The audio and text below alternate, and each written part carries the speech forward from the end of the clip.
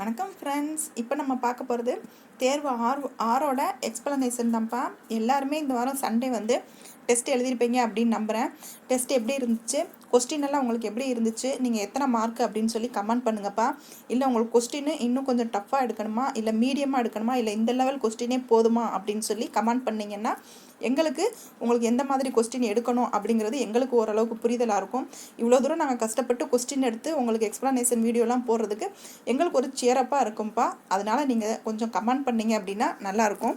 இப்போ வாங்க நம்ம தேர்வு ஆரோட எக்ஸ்ப்ளனேஷன் பார்க்கலாம். ஃபஸ்ட்டு பாருங்கள், 12th சிறப்பு தமிழில் இருக்க கலைச்சொற்களில் பொறுத்துக்க தான் வச்சுருக்கோம். அனுபவவாதம் அப்படின்னா எம்பரிசம், சொற்பிறப்பியல்னா எட்டிமாலஜி, இருப்பியம் அப்படின்னா எக்ஸ்டென்ஷன், இருத்தலியம்னா எக்ஸ்டென்ஷனிசம். இது ஏற்கனவே உங்களுக்கு ஷார்ட்கட்டோடு நம்ம நடத்தி கொடுத்துருப்போம், நம்ம சேனலில் இருக்குது. வேணுங்கிறவங்க அதில் ப்ளேலிஸ்ட்டில் போய் செக் பண்ணி பார்த்துக்கோங்க. நெக்ஸ்ட்டு பாருங்கள், முரண்பாடு அப்படிங்கும்போது உங்களுக்கு என்ன வரும் அப்படின்னா பேரடெக்ஸ், இயற்கை காட்சினா ஃபோனோமியன், நடப்பியல் அப்படின்னா ரியலிசம், பகடினா பேடி. இந்த நம்ம நடத்தி கொடுத்த வீடியோவை பார்த்துருந்தீங்கன்னாவே எப்படியெல்லாம் ஷார்ட்கட் வைக்கணும்னு சொல்லியிருப்போம். ரொம்ப எளிமையாக இருக்கும் கலைச்சொற்கள். பாருங்கள். நெக்ஸ்ட்டு பாருங்கள், டெக்ஸ் அப்படின்னா பணுவல், தியலாஜினா இடையியல், வெர்சிஃபிகேஷன்னா செய்யுளாக்கம், ஐரனினா முரண்நகை. சரிங்களா? நெக்ஸ்ட்டு பாருங்கள், அட்வெர்ப் அப்படின்னா வினையடை, அட்ஜெக்டிவ் அப்படின்னா பெயரடை, அட்ஜெக்டிவல் கிளாஸஸ் அப்படின்னா இது ஏற்கனவே நம்ம மேலே அட்ஜெக்டிவ் அப்படிங்கிறது பெயரடைன்னு பார்த்தோம்னா இது அட்ஜெக்டிவல் கிளாஸஸ் அப்படிங்கிறது பெயரடை தொடர் அப்படின்னு தான் வரும். அப்போ வினையடை தொடர்ங்கிறது ராங்கு. சரிங்களா? நெக்ஸ்ட்டு பாருங்கள், இம்பேக்டிவ் அப்படிங்கிறதோட சரியான விளக்கம், அதாவது அந்த கலைச்சொற்களுக்கு சரியான தமிழ் சொல் என்ன அப்படின்னு கேட்குறோம். அது வந்து ஏவல் வினைமுற்று தான்ப்பா. சரி. நெக்ஸ்ட்டு பாருங்கள், ரிலேட்டிவ் பார்ட்டிசிபிள் அப்படிங்கிறதுக்கு சரியான கலைச்சொல் என்னன்னு கேட்டிங்கன்னா பெயரெச்சம். இதில் எத்தனை இணைகள் சரி அப்படின்னு கொடுத்துருக்காங்க. ஃபோனோலாஜினா வேர்ச்சொல் ஆய்வு, பாலிசெமி அப்படின்னா பாலினாவே பல, அப்போ பல பொருள் ஒரு சொல். போஸ்ட் பொசிஷன் அப்படின்னு கொடுத்துருக்காங்க. போஸ்ட் அப்படின்னா என்னது, பின்னோட்டு அப்படின்னு தான் நம்ம படிச்சிருக்கோம். அப்போ முன்னோட்டுக்கு என்ன வரும், ப்ரீ அப்படி தானே வரும். ஏன்னா ப்ரீ பொசிஷன்னா முன்னோட்டு, அப்போ போஸ்ட்னா பின்னோட்டு வரணும். அப்போ இது ராங்க. அப்போ எத்தனை இணைகள்னா 2 இணைகள் மட்டும்தான் சரி. நெக்ஸ்ட்டு பாருங்கள், ப்ரீபொசிஷன் அப்படின்னா பின்னோட்டு, அப்போ ப்ரீபொசிஷன்னா என்ன வரும் நமக்கு, முன்னோட்டு. இது 2 மட்டும்தான் மாறி இருக்கு. அப்போ 2 இணைகள் சரி. சரிங்களா? நெக்ஸ்ட்டு பாருங்கள், ப்ரோனவுன்ஸ் அப்படின்னா பதிலி பெயர்கள். ட்ரெயின் ட்ராக் அப்படின்னா இரும்பு பாதை. இப்போ ஏன் உங்களுக்கு இவ்வளோ ஒரு 10 கொஸ்டின் வரைக்கும் உங்களுக்கு கலைச்சொற்களாகவே வைக்கிறோம்.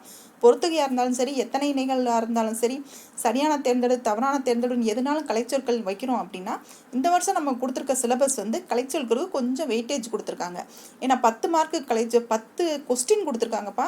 மார்க்குன்னு பார்த்தீங்கன்னா 15 மார்க்குக்கு. அப்படிங்கும்போது நம்ம கலைச்சொற்களை கொஞ்சம் தெளிவாக படிச்சுக்க வேண்டிய சூழலில் இருக்கும். அதுக்கு தான்ப்பா உங்களுக்கு இத்தனை கலைச்சொற்கள் வச்சுருக்கு.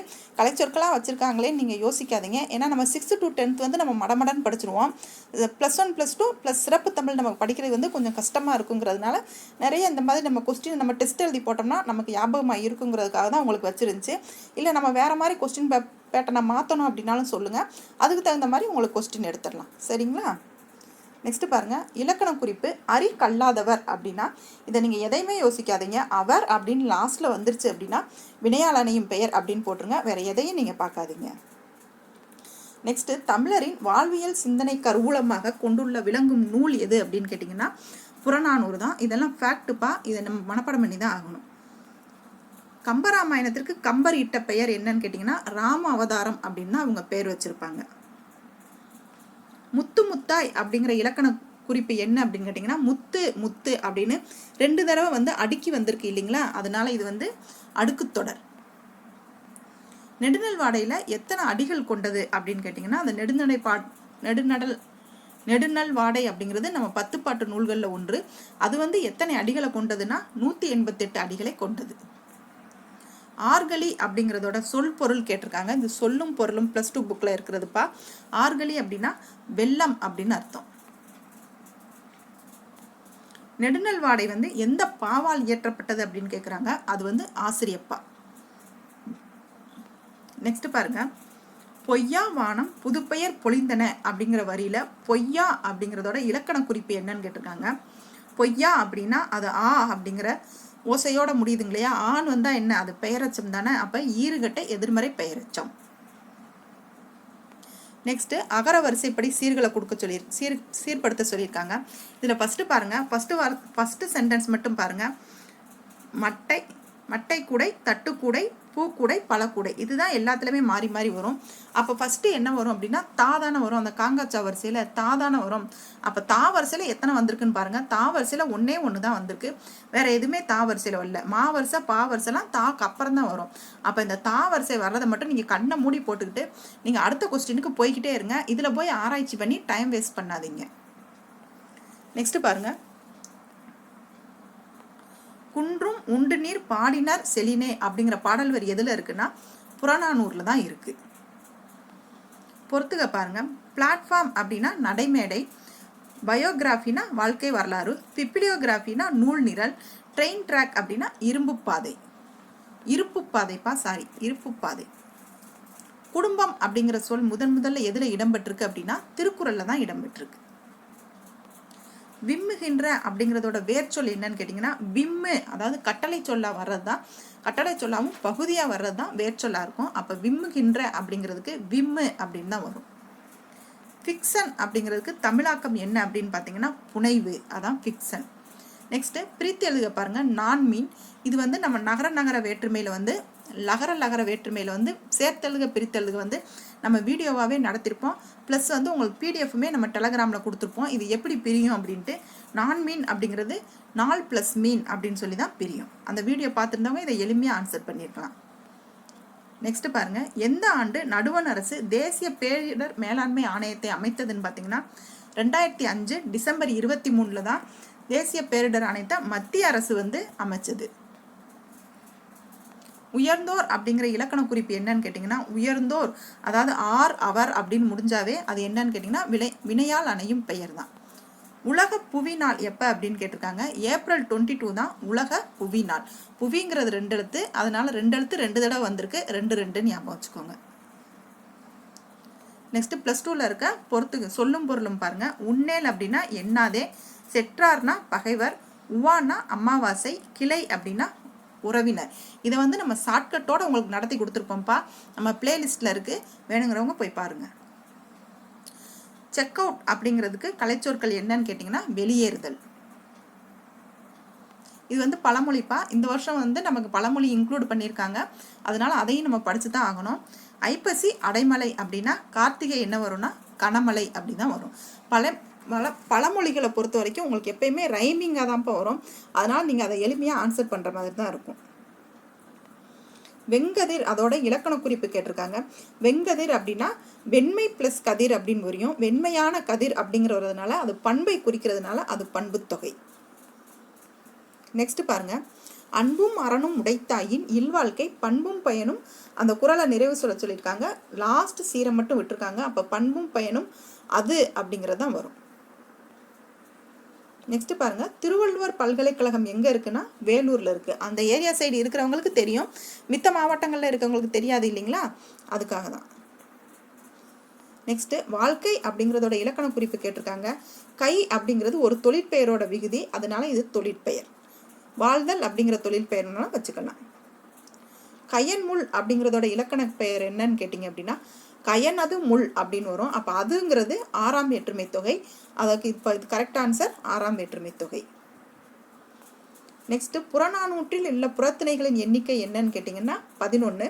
புறப்பாட்டில் தான் 12 வரும். ஆனால் தொல்காப்பியர் சொல்கிறது 7 தான் வரும். அதை எல்லாமே பிரித்து கவனமாக படிச்சிருங்க. நெக்ஸ்ட்டு சரியான விடையை தேர்ந்தெடுக்க அகநானூற்றில் இருக்கிற அந்த 3 பிரிவுகளையுமே சொல்லியிருப்பாங்க. களிற்று யானை நிறை எவ்வளோனா 120 பாடல்கள், மணிமிடை பவளம்னா 180, நித்திலக்கோவைனா 100. இது லைனும் இப்படி தான்ப்பா வரும். களிற்று யானை தான் வரும், அப்புறம் மணிமிடை பவளம் வரும், அப்புறம் நித்திலக்கோவை வரும். இந்த லைனையும் நீங்கள் ஞாபகம் வச்சுக்கோங்க. எத்தனை பாடல்னு பார்த்து வச்சுக்கோங்க. மாற்றி கொடுத்தும் கேட்டுருவாங்க.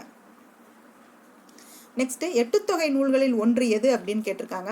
எட்டுத்தொகை நூல்கள் 1 பரிபாடல், மித்த எல்லாருமே 10 பாட்டு நூல். நெக்ஸ்ட் அறத்துப்பாலில் உள்ள அதிகாரங்களின் எண்ணிக்கை என்னன்னு கேட்டிங்கன்னா 38. மரபு சொற்களை பொறுத்துக்க சொல்லியிருக்காங்க. இந்த வட்டம் நமக்கு மரபு சொற்கள் யூனிட் 1ல் இருக்குப்பா, அதனால இந்த கொஸ்டின் வச்சது. இது பாருங்க. வாழை அப்படின்னா கச்சல், முருங்கைனா சரடு, அவரைக்கு வந்து பொட்டு, பலா வந்து மூசு. பாலை நிறத்துக்குரிய ஊர் எதுன்னு கேட்டிங்கன்னா குறும்பு தான் பாலை நிறத்துக்குரிய ஊர். வல்விரைந்து அப்படிங்கிறதோட இலக்கண குறிப்பு என்னன்னு கேட்டிங்கன்னா அது ஒரு பொருள் பன்மொழி. ஏன்னா வல் விரைந்து அப்படிங்கிற ஒரு பொருளும் வல் ப்ளஸ் விரைந்து அப்படின்னு பிரித்து அது ஒரு பொருளும் கொடுக்கும். அதனால 2 மீனிங் கொடுக்கறதுனால அது ஒரு பொருள் பன்மொழி. வளையி அப்படிங்கிறோட இலக்கண குறிப்பு என்னன்னு கேட்டிங்கன்னா சொல்லிசை இடவிடை. ஈன்னு வந்தாலே சொல்லிசை இடவிடை, ஆண் வந்தால் செய்யுளிசை இடவிடை. சரிங்களா? உன்னை அல்லால் அப்படிங்கிறத பிரித்து எழுதுங்கன்னா உன்னை ப்ளஸ் அல்லால் தான் சரியாக வரும். கொடுங்கோல் இலக்கண குறிப்பு என்னன்னு கேட்டிங்கன்னா கொடுங்கோல்ங்கிறது கொடுமை ப்ளஸ் கோல் அப்படின்னு பண்பு தொகையாக பிரியும். அப்போ அது மை விருதி வகிறதுனால அது பண்பு தொகை. இல்லாத அப்படிங்கிறதோட இலக்கண குறிப்பு என்னன்னு பார்த்தீங்கன்னா இல்லாத அப்படின்னா ஆவோட முடிஞ்சிருக்கு, அப்போ அது பெயரெச்சம். இல்லாத அப்படின்னா இல்லாத ஒன்று அப்படின்னா அப்போ எதிர்மறையாக குறிக்கிறதுனால இது எதிர்மறை பெயரெச்சம். நெக்ஸ்ட் பாருங்க, சந்திப்பிலை ஏற்ற தொடரை வந்து இவங்க அதாவது சந்திப்பிலை எதில் இருக்குது அப்படின்னு சொல்லி கேட்டிருக்காங்க. இந்த கொஸ்டினை கவனமாக படிங்கப்பா. சந்திப்பிலை உள்ள தொடரை தான் கேட்டிருக்காங்க, சந்திப்பிலை அற்ற தொடரை வந்து நீங்கள் கேட்கல. அதனால் இந்த கொஸ்டின் நீங்கள் கவனமாக படித்து நீங்கள் ஆன்சர் பண்ணிடுங்க. நெக்ஸ்ட் பாருங்கள், சந்திப்பிழையற்ற தொடர், இதுதான் சந்திப்பிலை இல்லாத தொடரை கேட்குறாங்க. அந்த காட்சியை பார் அப்படிங்கிறதான் கரெக்டு.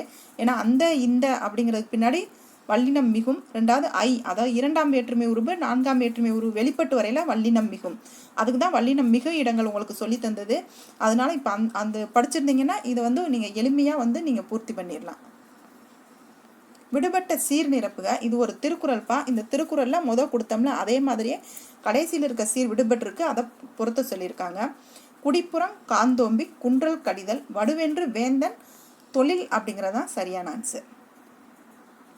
நெக்ஸ்ட் பிறமொழி சொல் தமிழ் சொல் இந்த வட்டம் சிலபஸில் இருக்கிறதுனால அதையுமே வச்சுருக்கோம். ஜனப்பிரளயம் அப்படின்னா மக்கள் வெள்ளம் தான் ஜனப்பிரளயம் அப்படிங்கிறது அர்த்தம். நெக்ஸ்ட் வந்து ஃபஸ்ட்டு 6th லெசன்லேயே வந்து இந்த நாணயங்கள் முறை தான் கொடுத்துருப்பாங்க. அதை வந்து நாங்கள் நெட்டில் சர்ச் பண்ணி உங்களுக்கு கொடுத்து அதை லெசனாக நடத்தியிருப்போம். நீங்கள் வீடியோவில் பாருங்கள், உங்களுக்கு புரியும். பிரேசில் அப்படின்னா ரெயால், சீனானா யுவான், இந்தியானா ரூபாய், ஜெர்மனி அப்படிங்கிறதுக்கு எண் வராதுப்பா, ஜப்பானுக்கு தான் எண் வரும், ஜெர்மனிக்கு வந்து யூரோ வரும். சரிங்களா? இதை வந்து உங்களுக்கு நடத்தி கொடுத்துருப்போம். நம்ம வீடியோவில் இருக்க லெசனை பாருங்கள், உங்களுக்கு நெட்லேருந்து சர்ச் பண்ணி எடுத்தே உங்களுக்கு அதை நம்ம சொல்லியிருப்போம். நெக்ஸ்ட்டு தவறான இணை காண்க அப்படின்னு சொல்லியிருக்காங்க. முதல்நிலை தொழில்ங்கிறது சுரங்கத் தொழில், 2ஆம் நிலை தொழில் தொழில்துறை, 3ஆம் நிலை தொழில் வந்து அஞ்சல் துறை. இது 3மே சரிதான். அப்போ ஆன்சர் வந்து மேற்கண்ட எதுவும் இல்லை. நெக்ஸ்ட்டு கிராமங்கள் நம் நாட்டின் முதுகெலும்பு அப்படிங்கிறது யார் சொன்னாங்கன்னா காந்தியடிகள் அவர்கள் தான் சொன்னாங்க. நெக்ஸ்ட் கொஸ்டின் பாருங்க, வேளாணின் அடிப்படை தொழில், அதாவது வேளாண் சார்ந்த அடிப்படை தொழில், காடு சார்ந்த அடிப்படை தொழில், கனிமம் சார்ந்த அடிப்படை தொழில்னு சொல்லி நம்மகிட்ட பாக்ஸ் கண்டென்ட் ஒன்று கொடுத்துருப்பாங்க. அதில் பாருங்க வேளாண் அடிப்படை தொழில் என்ன வரும்னா பருத்தி, உணவு பதப்படுத்துதல்லாம் வரும். காடு சார்ந்த தொழில் அப்படின்னா காகித தொழில், மரச்சாமான்கள் வரும். கனிமம் அப்படின்னா சிமெண்ட் தொழிற்சாலைகள் அந்த மாதிரி வந்துடும். சரிங்களா? கடல் சார் தொழிற்சாலைன்னா நம்ம கடலில் என்னென்ன கிடைக்கும், கடல் உணவு தானே கிடைக்கும், அதை பதப்படுத்தி வைக்கிறது தான் கடல் சார் உணவு பதப்படுத்துதல். இது வந்து டீட்டெயிலாக எக்ஸ்பிளனேஷன் வந்து உங்களுக்கு வீடியோவில் கொடுத்துருப்போம்ப்பா, பாருங்கள். இது டெஸ்ட் எக்ஸ்பிளனேஷனால் நீங்கள் ஆன்சர் தெரிஞ்சுக்கணுங்கிறதுக்காக அடுத்தடுத்து சொல்லிக்கிட்டு இருக்கோம். இதுக்குரிய ஷார்ட்கட்லாம் தெரியணும் அப்படின்னா நம்ம லெசன் நடத்திருப்போம், அதில் பாருங்கள், எளிமையாக புரியும். நமது நாட்டின் மொத்த உள்நாட்டு உற்பத்தியில் பங்கு வகிப்பது, அதாவது நமது நாட்டின் மொத்த உள்நாட்டு உற்பத்தியில் பெரும்பான்மையான பங்கு எது வகிக்குது அப்படின்னு கேட்டிங்கன்னா 3ஆம் துறையான சேவைத்துறை தான் இப்போ வந்து இருக்குது. நெக்ஸ்ட்டு நிலத்தின் ஆரம்ப அளிப்பு விலை எவ்வளவுன்னு கேட்டிங்கன்னா 0. எத்தனை இணைகள் சரி அப்படின்னு கேட்டிருக்காங்க. நன்னறி கருத்து உணர்வு அப்படிங்கிறத 1759 அமர்த்தியா சென் அவங்க வந்து எழுதியிருப்பாங்க. நாடுகளின் செல்வம் அவற்றை உருவாக்குகின்ற காரணிகளும் ஓர் ஆய்வும் அப்படின்னு 1776 எழுதியிருப்பாங்க. அடுத்த கொஸ்டின் பாருங்க, இயற்கையின் கொடை தவிர்த்த வருமானம் அளிக்கக்கூடிய பிற வகை செல்வங்கள் மூலதனம் அப்படின்னு சொல்லியிருப்பாங்க. அது யாருன்னா மார்சலின்.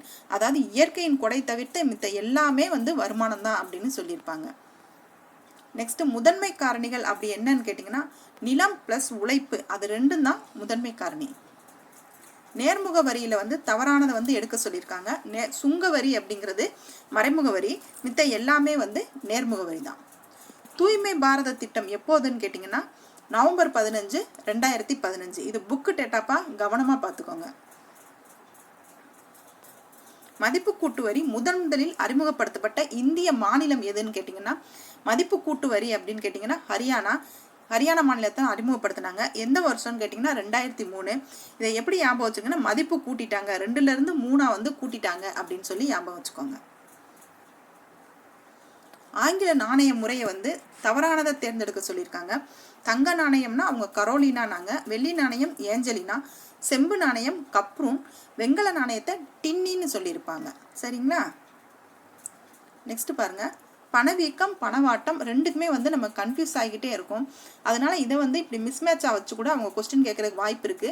உங்களுக்கு புரிதல் இருக்கணுங்கிறக்காண்டி இந்த கொஸ்டின் வச்சது. பணவீக்கம் அப்படின்னு பார்த்தீங்கன்னா விலைகள் உயர்ந்து பணத்தின் மதிப்பு வந்து வீழ்ச்சி அடையும். பணவாட்டம்னா விலைகள் குறைந்து பணத்தின் மதிப்பு வந்து உயரும். நெக்ஸ்ட் கொஸ்டின் பாருங்க, 500 ரூபாய் 1000 ரூபாய் வந்து பண மதிப்பில் இப்போ செஞ்சாங்க இல்லையா, அது எந்த வருஷம்னு கேட்டிருக்காங்க. 2016 நவம்பர் 8. ஒரு பாக்ஸ் டேட்டால இந்த வருஷம் பூரா கொடுத்துருப்பாங்கப்பா. இது வந்து கண்டிப்பாக தெரிஞ்சுக்கோங்க. ஏதாவது 1 or 2 வருஷம் வந்து கண்டிப்பாக கேட்டுருவாங்க, கவனமாக படிச்சுக்கோங்க. பணம் மோசடி நடவடிக்கை சட்டம் வந்து 2002, ஊழல் தடுப்பு சட்டம் 1988, ரியல் எஸ்டேட் சட்டம் 2016, லோக்பால் மற்றும் லோக் ஆயுக்தா வந்து 2013. இது எல்லாமே உங்களுக்கு ஷார்ட்கட்டோட நம்ம வீடியோவில் சொல்லியிருப்போம்.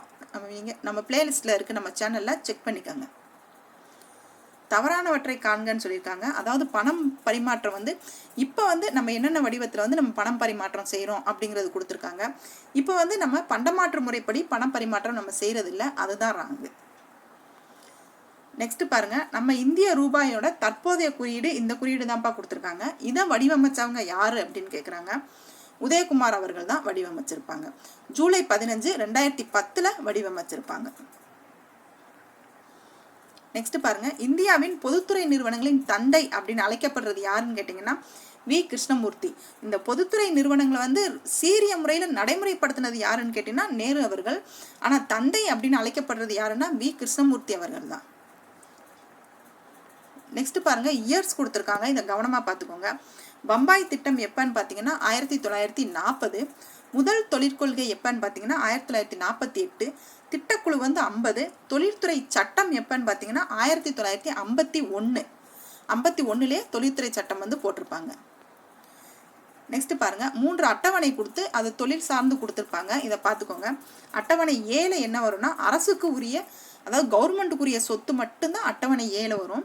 அட்டவணை பியில் வந்து தனியார் துறை தொழில் ப்ளஸ் மானியத்தோட பங்கீடும் அதில் இருக்கும். அட்டவணை சியில் வந்து இந்த 2லேயுமே வராத தொழில்கள் வந்து அட்டவணை சியில் வரும்.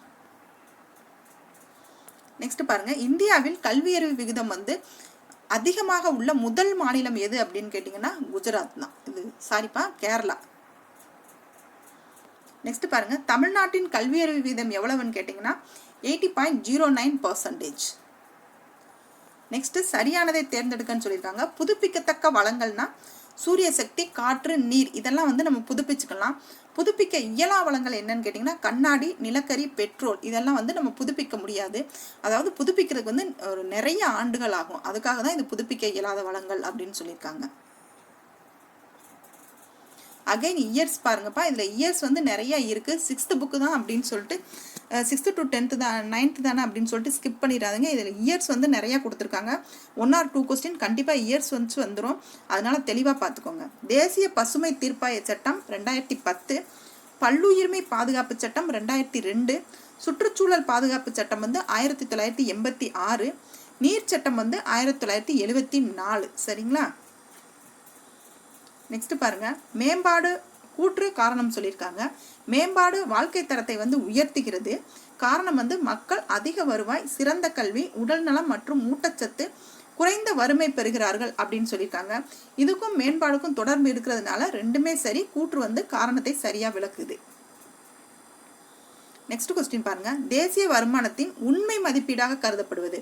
தேசிய அப்படின்னு சொல்லிட்டாங்க. தேசியனா நாடு, அப்ப நாட்டு வருமானத்தோட உண்மை மதிப்பு என்னன்னா அதில் நிகரத்தை கழிக்கணும். அதாவது தேய்மானத்தை கழிக்கணும். தேய்மானத்தை கழிக்கணும்னா என்ன வரும்? நிகர உள்நாட்டு உற்பத்தி. நெக்ஸ்ட்டு G8 நாடுகளின் கூட்டமைப்பில் இல்லாத நாடு என்னன்னு கேட்டிங்கன்னா இந்தியா தான் G8ல் இல்லை. சார்க் கூட்டமைப்பில் இல்லாத நாடு எதுன்னு பார்த்தீங்கன்னா சீனா.